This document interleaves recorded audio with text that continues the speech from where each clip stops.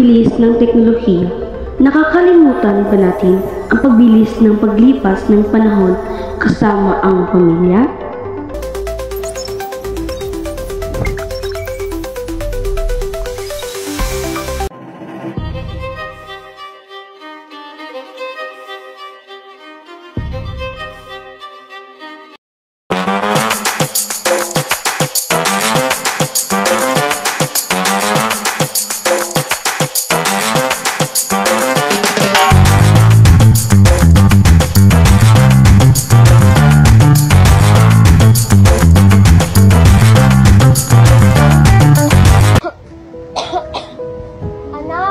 Akin na nga yung panyo, pakiabot. Hindi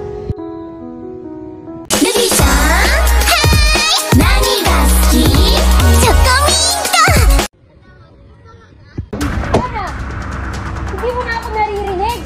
Ang lakas-lakas mo sa TikTok, tapos ang bingi-bingi mo sa akin. Ay, sorry ma, nag-i-edit to kasi ako ng red. Ano pa nga yun? Ano ba tong batang to? Ang bingi-bingi na talaga. Ito ng panyo ko. Ayan na. Mas patimbang pa yata yung followers mo kaysa sa nanay mo. Ay, importante kasi ito. Tara, mag-usap tayo. Alam mo, hindi naman masama ang gadgets eh. Pero ang masama, ang kawalan ng balanse. Tara, magsimula tayo ngayon. Paano po, ma?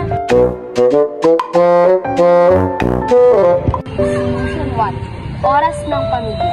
Dapat walang gadget. Tandaan mo, ang media hindi nagtutulay, kundi ang pag-unlad ng pamilya ay nasa atensyon ng pagmamahal.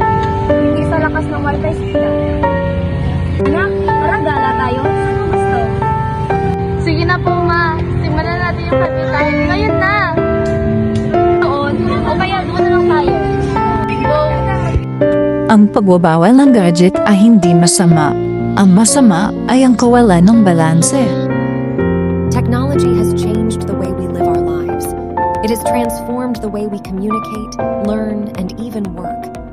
Someone who reports this kind of stories, I really want to use the power of balance. Ask people to be educated and aware.